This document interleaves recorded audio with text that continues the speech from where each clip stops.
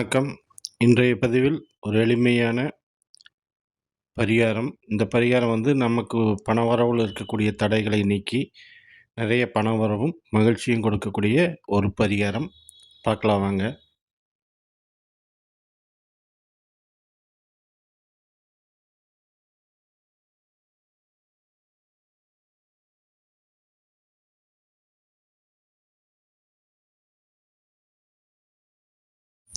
வணக்கம்.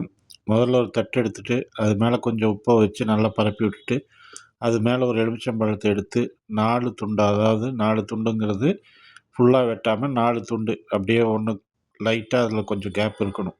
முழுவதும் வெட்டாம ஒரு 4 பீஸ் அப்படியே லைட்டா அதில கொஞ்சம் ஒட்டிட்டு இருக்க மாரி வெட்டி, அதில ஒரு 4 காயின்ஸ வச்சு, அத நான் மறுபடியும் அத மூடுன மாரி வச்சுட்டு, அதுக்கு மேல நம்மளுடைய குலதெய்வத்த எல்லா தெய்வங்களையும் வேண்டிட்டு, அது மேல கொஞ்சம் பட்டை பொடிய தூவி, நல்லா ப்ரே பண்ணுங்க. உங்களுடைய தேவைகள் என்னமோ, அதெல்லாம் உங்களுடைய பணவரவுல இருக்க தடைகள்லாம் நீங்கி நிறைய பணம் வரவும், குடும்பத்தில ஒரு மகிழ்ச்சி நிலவணும்னு சொல்லிட்டு நல்லா வேண்டிக்கங்க.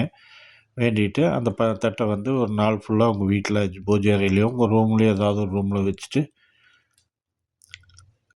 அந்த எலுமிச்சம்பழத்த அடுத்த நாள் காலையில ஏதாவது ஒரு முச்சந்தின்னு சொல்லுவாங்கள்ல, அந்த மாரி இடத்துலயோ, இல்ல கால் படாத ஒரு இடத்துல போட்டுருங்க.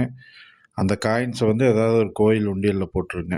போட்டு நீங்க உங்களுடைய அன்றாட வேலைகள பாருங்க. இது பணவரவுல நமக்கு இருக்க தடைகள் எல்லாம் நீக்கி நிறைய பணம் வரவும், குடும்பத்தில ஒரு மகிழ்ச்சியும் தரும். இது மாதம் ஒரு தடவ அமாவாசை அல்லது பௌர்ணமி நாட்கள்ல செய்து பாருங்க. ரொம்ப யூஸ்ஃபுல்லா இருக்கும் உங்களுக்கு. இந்த பதிவு பிடிச்சிருந்தா லைக் பண்ணுங்க, கமெண்ட் பண்ணுங்க, ஷேர் பண்ணுங்க. என் சேனலுக்கு சப்போர்ட் பண்ணி ஆதரவு குடுங்க. வணக்கம்.